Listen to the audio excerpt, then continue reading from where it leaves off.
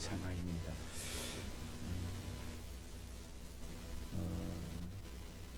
여러분 비 피해들은 많이 없었습니까?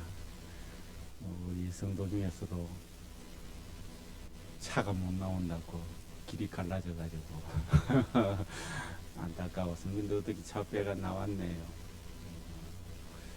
아침에 내가 가서 좀 길을 복구를 해주나 했는데 오지 말라 해서 안 갔습니다. 참 지금 수해로 인해서 전국적으로 너무 불편을 느끼고 또 재산을 잃고 이렇게 하는 사람들이 참 많습니다.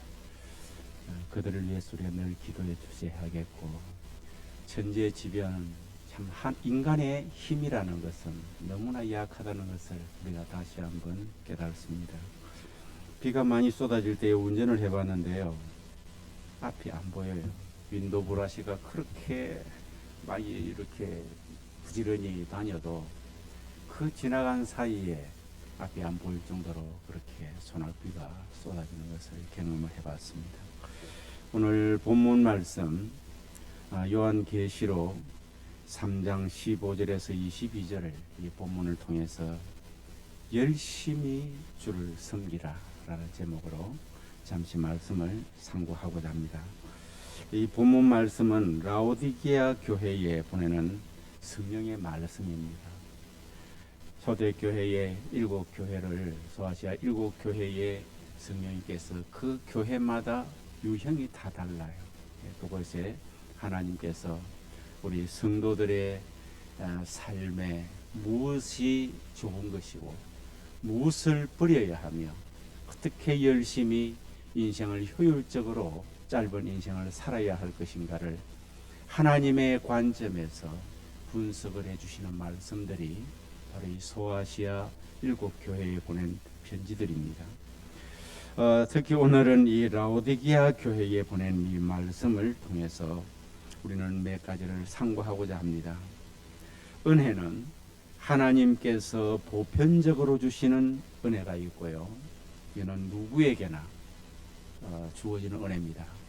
하나님의 말씀을 통해서나 또 일반적인 은혜나 이렇게 있고, 또 개인적인 영적 경험을 통하여 받는 은혜들이 있습니다. 요한복음 3장 16절을 보면 이건 객관적으로 사람에게 주신 하나님의 은혜입니다. 모든 사람은 예수님을 영접하고 그 이름을 믿는 자들에게는 하나님의 자녀가 되는 은혜예요. 할렐루야. 이것은 나도 너도 모두에게 주시는 보편적인 은혜입니다. 이 은혜가 바로 내 것으로 영적인 경험이 되어져야 내가 하나님의 자녀이구나 하고 하나님의 자녀인 것처럼 살 수가 있습니다. 우리가 은혜 받았다고 말할 때에는 대부분 이것이 내게 경험이 되었을 때입니다. 목사님이 강단에서 설교를 하고 나면 나갈 때 대부분 참 오늘 은혜 많이 받았습니다 라는 분들이 간혹 있습니다. 그 은혜는 무엇일까요? 모르는 것을 전에도 알고 있었지만은 다시 한번 되새겨 주어서 감사합니다. 지식적인 것은 모든 교인들이 다 같이 받는 것입니다. 그런데 이 말씀도 로고스가 있고 레마라의 말씀이 있는데 이는 개인적인 체험이고, 내 개인적으로 오늘 저 말씀은 바로 나에게 주님을 더 가까이 하고 내게 회개하게 하고 내게 복이 되게 하고 내 체질이 개선되어서 더욱더 신령한 사람이 되게 하시는 말씀으로 내게 마음속에 와닿았을 때에 용서하지 못하던 사람이 용서할 수 있는 힘을 얻게 되었고, 이걸 용서를 해야 되겠구나. 그리고 실망하고 절망하는 사람이 예수님 붙들고 나아가면은 승리하고 살겠구나 라고 하는 개인적인 그런 감동이 오고 확신이 오고 믿음이 생기고 깨달아지고 하는 것들을, 이것이 개인적인 영적인 경험을 통해서 하는 은혜라고 할 수가 있습니다. 말씀을 믿고 기도하고 심령의 자세가 가다듬어지면 성령의 역사로 이 사건이 나의 인격이라든지 나의 품성이든지 내 생활에 나타나게 되어 있습니다. 바울 사도가 그랬습니다. 그 당시에 많은 사람들이 예수님에 대한 소문을 다 듣고 주님을 경험을 하고 했습니다. 근데 이 바울 사도가 말씀 믿고 기도하고 자신의 심령을 가다듬고 성령의 역사를 간절히 기다렸더니 완전히 바울 사도의 인격과 품성과 생활 속에 그 말씀이, 은혜가 젖어 나오게 되었습니다. 어거스틴도 마찬가지입니다. 초대교회의 그 교부였던 어거스틴도 당화와 같이 살아갔지만 하나님의 말씀이 그 마음속에 개인적인 레마의 말씀으로 영적인 경험이 이루어지게 되었을 때에 완전히 사람이 변화가 되어졌습니다. 그래서 성 어거스틴이 된 것입니다. 오늘 본문 말씀 역시 우리 성도들에게, 신앙생활하는 모든 사람들에게 그저 이 말씀들이 예수 그리스도와 그분이 주시는 진리가 우리 속에 내 것으로, 내 인격과 품성과 생활 속에 나타나기를 간절히 바라는 주님의 심정을 오늘 본문을 통해서 우리는 알 수가 있습니다. 거기에 대표적으로 우리 생애적인 삶의 모습, 일반적인 성도의 모습을 여기에 그려놓는데, 차지도 않고 덥지도 않는, 뜨겁지도 않는 이런 미지근한 신앙의 모습들은 하나님께서 기뻐하지 않으신다는 사실을 오늘 본문이 우리에게 가르치고 있습니다. 차지도 않고 뜨겁지도 않다는 말씀이 무슨 말씀일까요? 이게 선과 악의 분별이 확실하지 않다는 것입니다. 선하면은 이건 선이다, 참 좋은 거다, 옳은 거다, 좋은 거다 해야 되는데, 또 악은 이거 하면 큰일 난다, 안 된다, 확실하게 분별이 가야 되는데 차지도 않고 뜨겁지도 않다는 신앙은요, 선과 악의 분별이 없고 또 의와 불의가, 옳은 것과 나쁜 것이 분별이 정확하지 않습니다. 그래서 미지근해 버립니다. 두리뭉실해져 버립니다. 세상을 살 때 이게 두리뭉실한 것을 잘못 평가를 하면은요, 아주 이런 사람들을 융통성이 있는 사람이라고 평가할 수가 있어요. 그 융통성하고 오늘 본문이 말씀을 하시는 이 말씀, 차지도 않고 뜨겁지도 않다고 하는 성령이 이 라오디게아 교회에 말씀하시는 내용과는 융통성하고는 완전히 다른 것입니다. 하나님을 경외하고 예수님의 십자가의 보혈의 능력을 의지하여 새 사람이 되고 변화되고 하나님의 자녀된 우리 성도들은, 여러분, 선과 악이 아주 확실하게 분별이 되어야 하고 의와 불의가 확실히 분별이 되어야 됩니다. 물질을 보면은 이걸 내가 취해야 될 것인지 취하지 않아야 될 것인지, 그저 슬그머니 들어오면은 약간 좀 이게 좀 애매하긴 해도 그냥 썰 거두드리는 것이 아니라, 하나님이 원하는 뜨거운 삶은요, 명확하게 내 것이 아닌 것은 딱 잘라야 됩니다. 안 그러면 사기를 당하거나 크게 뒤집어 써가지고 엄청난 손해를 보게 됩니다. 할렐루야. 취하지 말아야 될 것을 취해가지고요, 자기의 앞으로 나아가야 될 비전이 완전히 무너진 사람 참 많아요. 하나님께서는 이런 물질도 불의도 선악도 또 영과 육도 확실하게 분별이 되어야 됩니다. 이건 영적인 것이다, 이게 육적인 것이다. 내가 육적으로 많이 기울여져 살고 있구나, 내가 요즘 영적으로 참 많이 기울여 살고 있구나. 그러면은 이건 내가 어떻게 해야 될 것인가 분별을 해. 이게 바로 차지도 않고 뜨겁지도 않는 사람은 이렇게 분별력이 없는 사람입니다. 우리 신앙생활하는 사람은 이 분별력이 명확해야 하나님의 은혜를 받고 진리를 깨달을 수가 있고, 진리 따라 내가 가치를 가지고 살아갈 수 있다는 사실을 믿으시기를 바랍니다. 두리뭉실하면 안 됩니다. 길을 가다가 보니까 남의 집에 좋은 그 과일이 길가에 수거져 있습니다. 내 손이 바로 따라가요. 이게 분별이 가는 사람은 어떻게 할까요? 이 나무에 이 과일을 키우도록 농부가 작년부터 얼마나 거름을 주고 약을 치고 나무를 돌보고 이 열매 하나 따려고 얼마나 수고를 했을까. 참 잘 익었구나. 농부가 참 기분이 좋겠다. 이렇게 생각해야 맞습니다. 왜? 남의 거니까. 아멘. 그 쳐다보니까 내 손도 잘려가고 땀도 넘어온 것 같고 먼저 본 사람이 산중과실처럼 그걸 생각하고 저거만 뚝 따가지고 마음대로 분별력도 없이 먹으면 잘못하면 큰 낭패를 당할 수가 있어요. 그건 너 거냐? 하필이면 왜 네가 먹어야 하는데 네가 무슨 자격이 있어 그걸 따먹냐? 어떤 말을 갖다가 붙여도 합리화를 시킬 수 없습니다. 주인이 꾸중을 한다면. 이게 그리스도인들은요, 이 모든 것에 분별력이 오늘 이 말씀을 통하여 명확할 수 있기를 주의 이름으로 축복합니다. 신앙의 사람인가 불신의 사람인가 이 자체가 확실하게 분별력이 가야 됩니다. 그리고 영적인 활동도 마찬가지입니다. 주일인지 주일이 아닌지 성경 말씀과 기도와 찬송이 느낌이 없는 사람이 있습니다. 이 느낌이 없는 사람은 미지근한 사람입니다. 따라합시다. 느낌이 없는 사람. 이 사람이 어떤 신앙이라고요? 미지근한 신앙.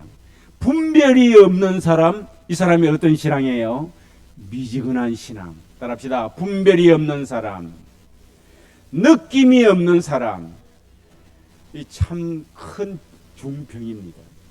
우리가 우리 몸에 감각이 없으면은 엄청 심각한 거예요. 발가락 끝에 감각이 없고 손가락 끝에 감각이 없고 누가 내 몸을 쳤는데도 우리 하기는 한 것 같은데 감각이 없고 이거는 바로 병원 가야 됩니다. 심각한 문제입니다. 감각이 없다는 말은요. 그래서 이 느낌이 없고 분별이 없는 것, 여러분 주일인지 주일이 아닌지를 아주 느낌이 있기를 주의 이름으로 축복합니다. 성경 말씀을 읽으면 아주 느낌이 있기를 주의 이름으로 축복합니다. 이 주일날은요, 하나님과 관계 속에 영적인 느낌이 충만하도록 해야 돼요. 그리고 기도를 드리면 기도를 드리는 것인지 안 드리는 것인지 드리기 전이나 드리고 난 이후나 아무 느낌이 없으면 안 되고 진실로 하나님 앞에 믿음의 기도를 드려서 기도 가운데 하나님과의 깊은 느낌을 가질 수 있기를 주의 이름으로 축복합니다. 찬송을 부르면요, 이 찬송의 느낌이 있어야 돼요. 그렇지 않으면 이게 미지근한 신앙은 찬송을 부르는데 그저 상투적인 그런 찬양밖에 되질 않습니다. 찬송을 부르면 내 심령이 느낌이 오고 내 영혼이 느낌이 와서 하나님이 기뻐할 그런 모습들이 막 보여지고 이런 느낌, 이게 바로 미지근한 신앙이 아니고 느낌이 있다면은 뜨거운 신앙이 되는 것입니다. 16절 말씀을 보면요, 네가 이같이 미지근하여 뜨겁지도 아니하고 차지도 아니하니 내 입에서 너를 토하여 버리리라고 했습니다. 이런 신앙, 느낌이 없는 신앙, 분별이 없는 신앙은 주님의 의도에 맞지 않는 상태다 이 말입니다. 토하여 버린다는 것은 나는 그런 신앙을 원하지를 않는다. 내 직성에 이런 신앙의 자세는 맞지 않는구나. 사람마다 취향이 있지 않습니까? 이런 사람을 좋아하고 저런 사람을 좋아하고, 어떤 사람은 그저 아무 분별도 없고 아무 느낌도 없어 같이 시간 보내기를 좋아하는 그런 사람도 있습니다. 왜? 내가 분별력도 잃어버리고 느낌도 없을 때에 함께 할 사람이 없거든. 근데 이 사람은 느낌도 분별력도 없지만 그저 오랫동안 근데기 없는 얘기나 하고 시간을 보낼 수 있기 때문에 일고의 발전이 되질 않습니다. 분별력이 있고 느낌이 있는 사람은 바쁩니다. 그리고 오랜 동안 함께 할 수가 없습니다. 하는 일이 있기 때문에. 그래도 그런 사람을 차를 대접을 해드리든지 식사 대접을 해드리든지 저하고 좀 대화할 수 없겠습니까? 당신과 내가 30분만 좀 얘기를 할 수 있다면 제가 소원입니다. 그런 사람과 대화를 해야 내 자신이 변화가 됩니다. 아멘. 예수님께서는 분별력이 있고 이 영적인 느낌이 있는 사람, 신앙생활의 분별력과 인생살이의 느낌이 있는 사람을 원한다는 거예요. 주님께서 하라 하지 말라는 것에 대한 느낌이 있고 그것에 대한 분별이 있는 사람을 우리 주님께서는 원하신다고 말씀하고 있습니다. 그런데 17절에서 18절까지 보면요, 이렇게 신앙생활하는 사람들, 분별력도 없고 느낌도 없는 이 사람들은 스스로가 아주 가장된, 전혀 착각을 하는 신앙의 모습을 여기에 가르치고 있습니다. 한번 읽어보실까요? 17절에서 18절까지 시작. 네가 말하기를 나는 부자라 부요하여 부족한 것이 없다 하나 네 곤고한 것과 가련한 것과 가난한 것과 눈먼 것과 벌거벗은 것을 알지 못하는도다. 내가 너를 권하노니 내게서 불로 연단한 금을 사서 부요하게 하고 흰 옷을 사서 입어 벌거벗은 수치를 보이지 않게 하고 안약을 사서 눈에 발라 어떻게 해요? 보게 하라. 이렇게 스스로가 이렇게 착각하고 살아가는 신앙생활이 있습니다. 우리의 신앙은 내 스스로가 이만하면 되지가 아니고 주님이 보실 때에 칭찬받을 수 있는 신앙이 참으로 온전한 신앙인 줄로 믿으시길 바랍니다. 절대로 스스로가 가장된 신앙생활을 하고 살면은 안 됩니다. 나는 부자다, 부유하여 부족한 것이 없다, 이렇게 생각하면 안 돼요. 그런데 하나님께서는 보실 때에 곤고하고 가련하고 가난하고 눈멀고 벌거벗어 있고 이런 상태를 주님께서는 보고 있기 때문에 이런 차지도 않고 덥지도 않는 미지근한 이 사람에게 내게서 사가라. 내가 너를 권하노니 내게서 풀로 연단한 금을 사서 부요하게 하고 네가 갖고 있는 부요한 그것은 아무것도 아니야.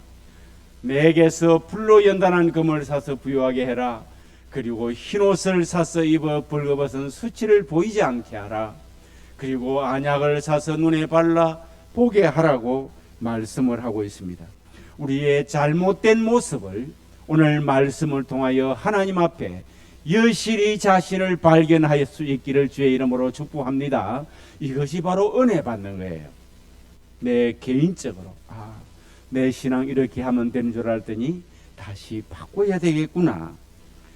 근데 문 밖에서 떠나지 않고 두드리시는 예수님이 항상 나에게 계신다는 것을 우리는 알아야 됩니다. 문 밖에 계시는 주님이라는 말은 무슨 뜻일까요? 문은 어디이고 밖은 어디이며 안은 어디일까요? 여러분, 이 문 밖에 계시는 주님이라는 말은 우리에게 무시를 당하고 푸대접을 당하고 천대를 당하고 멸시를 받으시는 예수님을 문 밖에 예수님이라고 보시면 됩니다. 할렐루야. 우리 하나님의 자녀이고 예수님을 주인으로 섬기고 사는 우리는 예수님을 어떻게 해야 될까요? 오늘은 예수님을요 무시하면 안 되고 최고의 권위자로, 모든 것의 소유자로, 주권자로 믿어야 되지 않습니까? 그 주님이 원하시는 것을 우선순위로 해야 되는데 우리는 푸대접을 하고 삽니다. 그리고 그분을 전대를 하고 살고 모든 우선순위가 다른 것이 되어 있습니다. 때에 따라 주님은 우리에게 멸시를 받고 살 때가 많습니다. 주님이 우리에게 행해 주신 것은 너무너무 큰데 우리가 주님을 향한 그 사랑과 은혜의 감사와 감격과 보답은 너무 적다는 것입니다. 요즘 유튜브 한 번씩 보면은 그 부모를 향한 자녀들이 부대접하는 그런 내용들이 한 번씩 나와요. 보면은 뭐 설마 그렇겠나 하지만 참 속상하겠다라는 생각이 막. 부모가 자녀에게 행한 사랑과 행위는 한이 없습니다. 근데 그 자녀가 부모에게 향하는 대응은 너무 부족하다는 것입니다. 그런데 뭐 또 그런 사람만 있는 것이 아니고 늘 부모를 또 효도를 잘 하는 사람들도 세상에 참 많습니다. 그런데 효도를 뭐 흔히들 다 잘 하는데 몇몇 하지 않는 그 사람들을 얘기하는 것이겠죠. 여러분, 우리는 예수님을 내 문 밖에 세워두시는 그런 분이 되면 안 됩니다. 우리가 그분을 우선순위로 그분을 기쁘시게 하지를 못하고 그분을 우리가 인정하고 살지 않고 무시하고 부대접하고 멸시하고 산다면 바로 그분은 우리에게서 문 밖에 계시는 주님이 되는 것입니다. 그런데도 우리 주님께서는 두드리신다고 말씀을 하고 계십니다. 문 밖에 서서 두드리신다는 거예요.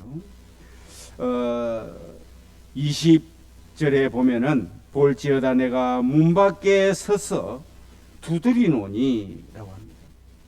주님이 무엇으로 우리에게 두드리시겠습니까? 볼지어다 내가 문 밖에 서서 두드리노니 누구든지 내 음성을 듣고 문을 열면 내가 그에게로 들어가 그와 더불어 먹고 그는 나와 더불어 먹으리라고 말씀하셨습니다. 주님께서는 말씀을 통하여 환경을 통하여 마음에 감동을 주십니다. 때에 따라 마음에 책망을 하시기도 합니다. 말씀은 말씀의 기록된 말씀이고 환경은 때에 따라 전쟁이나 경제적인 문제나 자녀나 이웃이나 또 질병이나 여러 가지의 환경을 통해서 우리에게 두드리시는데 마음에 감동을 주시고요. 책망을 하시고 어떨 때는 징계를 하시고 하십니다. 무엇으로 하실까요? 기록된 특별 계시와 일반 계시 환경을 통하여서 우리에게 두드리고 계십니다. 오늘은 주일입니다. 여러분 이 하루 하나님 앞에 내 문 밖에 서서 두드리시는 주님의 음성들을 깊이 들으시는 하루가 되기를 주의 이름으로 축복합니다. 일주일은 우리가 참 바쁘게 살아갑니다. 하나님과 깊은 관계를 맺고 살기가 그렇게 쉽지 않습니다. 시간이 정해진 시간에 내가 역할을 해야 되기 때문에. 그런데 이 주일날 되면은 또다시 멋지게 내 육신의 노래를 위해서 하려고 많은 계획을 세우지 마시고 이 주일에는 주님의 두드리는 소리를 주님의 감동 주시고 주님이 책망하시고 주님이 징계하시는 그 음성들을 좀 더 깊이 있게 듣는 주일이 되기를 주의 이름으로 축복합니다. 할렐루야. 왜? 주의 날이니까. 그날마저도 그걸 할 수 없다면 우리는 일주일 내내 주님과 깊은 교제를 맺을 수가 없고 주님이 문 밖에 서서 두드리시는 주님을 우리는 만날 수가 없습니다. 내가 잘하고 있으면 모르는데 내가 주님을 푸대접하고 있으면서 이미 문 밖에 세워놓고 있으면서 그분은 그러지 말고 이렇게 하라고 두드리시는데 그 음성마저도 우리가 닫고 산다면 우리는 어떻게 신앙생활 아름답게 영위해 나갈 수가 있겠습니까? 문 밖에 서서 두드리시는 주님 앞에 우리의 태도는 어떻게 해야 할까요? 우리의 태도는요, 주님의 소리를 늘 듣고자 하는 태도를 가지시기를 주의 이름으로 축복합니다. 세상의 소리나 세상의 감각을 자꾸 익혀서 더 발전되어 가는 것도 그것도 하나님 주신 지혜입니다. 그것만 하면 안 되고요. 주님의 소리를 들으라고. 두드리시는 주님의 소리.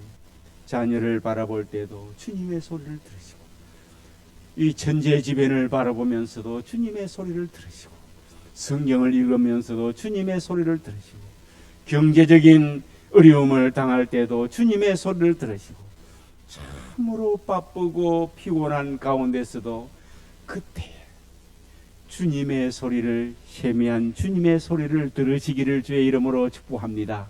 아들아, 딸아, 너 이렇게 했으면 참 좋겠다. 이것이 인생이란다. 그리고 너는 잠시 잠깐 이 땅에 살다가 나그네로 살다가 영원한 곳에 가는 사람이란다. 너가 힘들고 있지만 나는 지금도 네가 어디로 가든지 함께 하고 있어. 용기 내어 힘내어 살아라. 굳세게 살아라. 내가 너를 도와줄게. 주님의 이런 감동, 위로의 소리도 함께 듣고 은혜 받고 행복하게 살아갈 수 있기를 주의 이름으로 축복합니다. 주님의 이 소리를 듣지는 못한 사람은 힘들고 어려울 때 세상에 아무에게도 위로를 받을 수가 없습니다.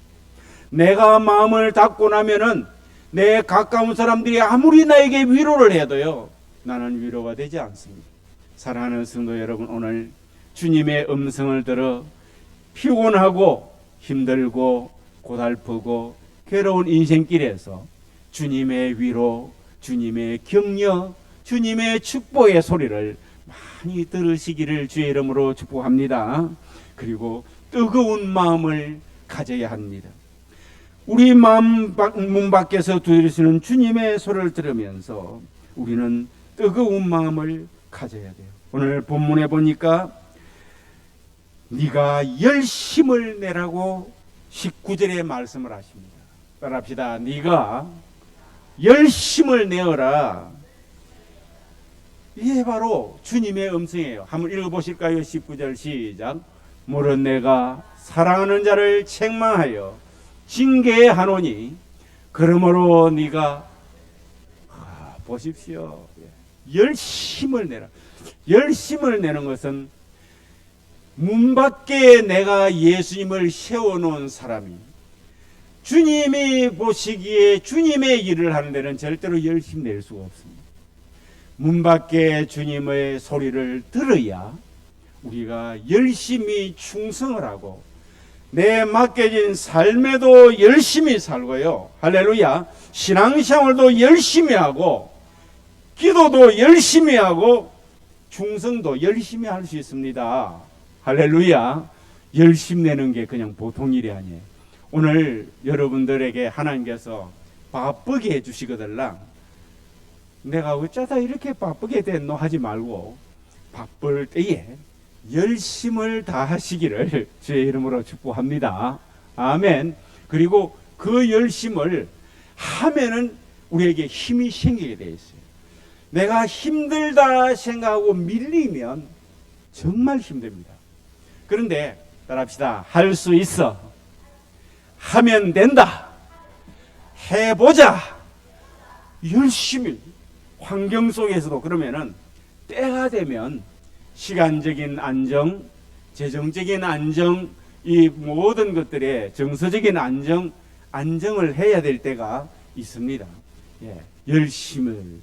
근데 신앙생활도 하나님 앞에 신앙생활인데 열심을 내라고 했네. 열심을 내라. 이게 바로 두드리는 주님 앞에 우리의 태도입니다. 열심을 내어야 하나님 앞에 언제나 삶을 살 수 있고요. 우리가 미지근한 것이 아니라 뜨거운 신앙생활을 할 수 있습니다. 그리고 회개하라고 했습니다. 회개는 뭡니까? 돌이키는 것입니다. 내가 살아왔던 것에서 다시 돌이켜서 새로운 마음으로 주님이 기뻐하는 삶을 사는 것을 회개라고 하는 것입니다. 문을 활짝 열고 영적 세계관을 가지고 영적인 가치관을 가지고 사명감을 가지고 예수님을 주인으로 모시고 하나님 앞에 충성을 다하며 참으로 뜨거운 신앙의 사람들이 될 수 있기를 주의 이름으로 축복합니다. 기도드리겠습니다. 하나님 아버지,